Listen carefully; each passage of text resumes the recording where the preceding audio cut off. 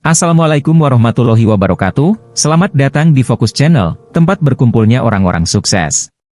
Kali ini saya akan membagikan sebuah kisah tentang Nabi Sulaiman. Agar kalian bisa terus mengikuti kisah menarik lainnya, jangan lupa klik tombol subscribe dan share ke teman kalian. Nabi Sulaiman menduduki tahta kerajaan ayahnya sejak masih berusia muda. Sulaiman telah disiapkan oleh Daud untuk menggantikannya untuk menduduki tahta singgasana kerajaan Bani Israel. Abang Sulaiman yang bernama Absalom tidak merelakan dirinya dilangkahi oleh adiknya. Ia beranggapan bahwa dialah yang sepatutnya menjadi putra mahkota dan bukan adiknya yang lebih lemah fisikalnya dan lebih muda usianya serta belum banyak mempunyai pengalaman hidup seperti dia. Karenanya ia menaruh dendam terhadap ayahnya yang menurut anggapannya tidak berlaku adil dan telah memperkosa haknya sebagai pewaris pertama dari tahta kerajaan Bani Israel. Absalom berketetapan hati akan memberontak terhadap ayahnya dan akan berjuang mati-matian untuk merebut kekuasaan dari tangan ayahnya atau adiknya, apapun yang harus ia korbankan untuk mencapai tujuan itu. Dan sebagai persiapan bagi rancangan pemberontakannya itu, dari jauh-jauh ia berusaha mendekati rakyat, menunjukkan kasih sayang dan cintanya kepada mereka, menolong menyelesaikan masalah-masalah yang mereka hadapi serta mempersatukan mereka di bawah pengaruh dan pimpinannya. Ia tidak jarang bagi memperluaskan pengaruhnya, berdiri di depan pintu istana mencegat orang-orang yang datang ingin menghadap raja dan ditanganinya sendiri masalah-masalah yang mereka minta penyelesaian.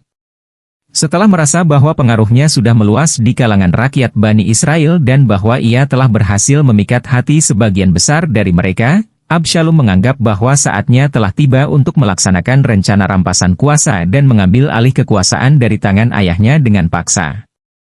Lalu ia menyebarkan mata-matanya ke seluruh pelosok negeri menghasut rakyat dan memberi tanda kepada penyokong-penyokong rencananya, bahwa bila mereka mendengar suara bunyi terompet, maka haruslah mereka segera berkumpul, mengerumuninya kemudian mengumumkan pengangkatannya sebagai Raja Bani Israel menggantikan Daud ayahnya.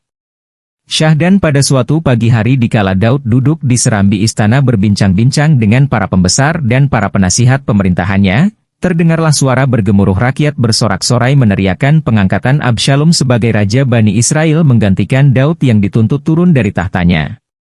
Keadaan kota menjadi kacau balau dilanda huru-hara keamanan tidak terkendalikan dan perkelahian terjadi di mana-mana antara orang yang pro dan yang kontra dengan kekuasaan Absalom. Nabi Daud merasa sedih melihat keributan dan kekacauan yang melanda negerinya, akibat perbuatan putranya sendiri. Namun ia berusaha menguasai emosinya dan menahan diri dari perbuatan dan tindakan yang dapat menambah parahnya keadaan. Ia mengambil keputusan untuk menghindari pertumpahan darah yang tidak diinginkan, keluar meninggalkan istana dan lari bersama-sama pekerjanya menyeberang sungai Jordan menuju Bukit Zaitun. Dan begitu Daud keluar meninggalkan kota Yerusalem, masuklah Absalom diiringi oleh para pengikutnya ke kota dan segera menduduki istana kerajaan. Sementara Nabi Daud melakukan istikharah dan munajat kepada Tuhan di atas Bukit Zaitun memohon taufik dan pertolongannya agar menyelamatkan kerajaan dan negaranya dari malapetaka dan keruntuhan akibat perbuatan putranya yang durhaka itu. Setelah mengadakan istikharah dan munajat yang tekun kepada Allah, akhirnya Daud mengambil keputusan untuk segera mengadakan kontraaksi terhadap putranya dan dikirimkanlah sepasukan tentara dari para pengikutnya yang masih setia kepadanya ke Yerusalem untuk merebut kembali istana kerajaan Bani Israel dari tangan Absalom.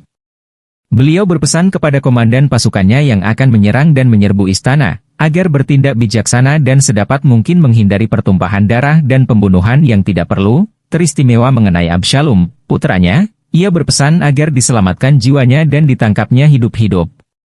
Akan tetapi takdir telah menentukan lain daripada apa yang si ayah inginkan bagi putranya. Komandan yang berhasil menyerbu istana tidak dapat berbuat lain kecuali membunuh Absalom yang melawan dan enggan menyerahkan diri setelah ia terkurung dan terkepung. Dengan terbunuhnya Absalom kembalilah Daud menduduki tahtanya dan kembalilah ketenangan meliputi kota Yerusalem sebagaimana sedia kala.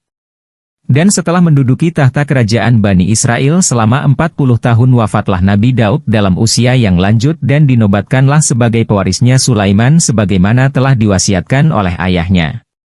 Sekian dulu kisah tentang Nabi Sulaiman ini, semoga bermanfaat dan bisa menambah wawasan kita semua, semoga kita selalu mendapat lindungan dari Allah serta selalu mendapat kesuksesan.